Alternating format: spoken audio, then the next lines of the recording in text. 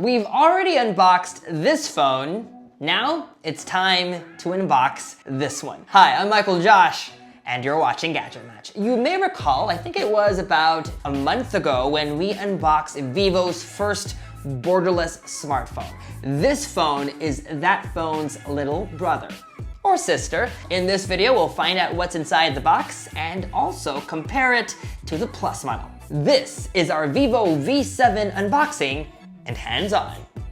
First, we need to peel off this plastic, and we have a brand new X-Acto knife for that purpose.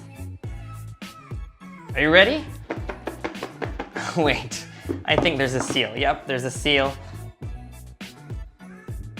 Okay, let's remove this little tray here. Also in the box, another box with a SIM ejector tool. And inside this, I believe, clear plastic jelly case. 3 more things to go. A white USB charger, USB cable, and a pair of white earphones. Okay, now let's get the wrapper off this phone. I know it slides down, but let's pull on the tab and make some pull tab noise.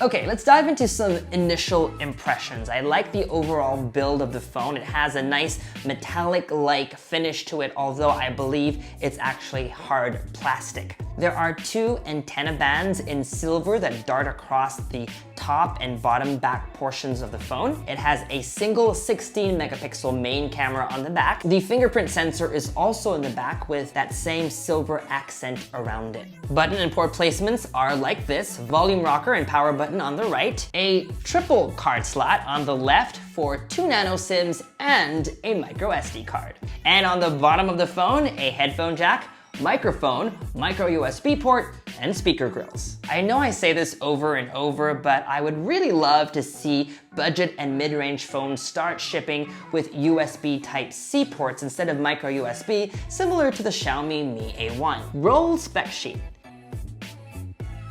Now that we have both phones out of the box, we can now compare it to the bigger V7 Plus, and as you can see, it's only slightly bigger. While the V7 Plus is a little bit bigger, I do kind of like the size of the V7. It fits my hand a little bit better. Now, both models come in gold and black. The gold version has a white face that makes the new aspect ratio a little bit easier to identify. Vivo is calling it a full view display. Not necessarily borderless, but definitely taller with a small forehead and chin. Now, during the setup process, you'll be asked if you'd like to use either a fingerprint or your face to unlock the phone. Facial recognition works just like on the V7 Plus and struggles a bit in low light. The fingerprint sensor, however, is very reliable and one of the fastest we've seen on a phone. On the V7 as well as the V7 Plus, you can hide the on-screen buttons and use gestures just like on the iPhone X. Swipe from the bottom left corner to bring up Control Center and recent apps.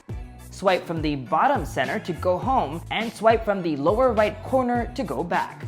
And really, there's no denying that this is a selfie smartphone. It has the same face beauty mode that allows you to do things like buff your skin, improve your skin tone, or whiten your complexion.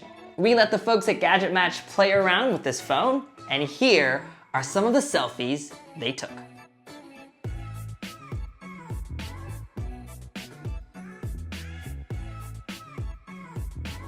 Meanwhile, here are some photo samples.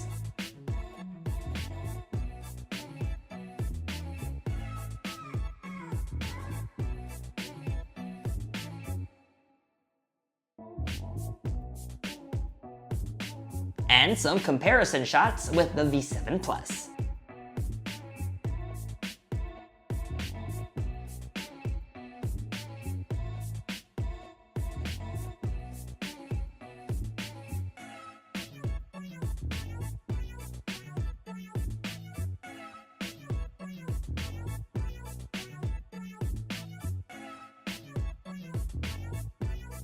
While I really dig this new aspect ratio, my only complaint, if I was to nitpick, is that it is only a 720p display, which for most users shouldn't really be that big of an issue, but considering what its competition is offering, then some users might feel a little bit shortchanged. Gaming, on the other hand, is what's to be expected of a phone in this price point. NBA 2K17, for example, plays pretty well on this phone with settings set to medium.